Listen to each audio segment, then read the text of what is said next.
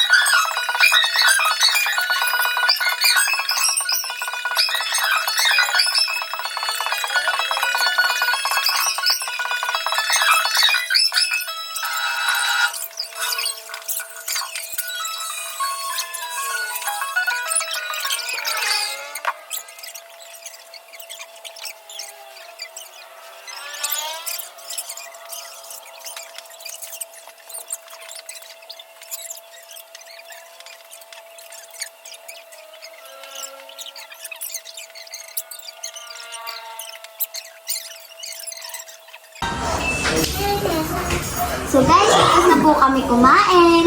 Baka po mag-tiktok po kami ng mga pinsan ko at ng mga kapatid ko. At baka mag-video okay din po kami.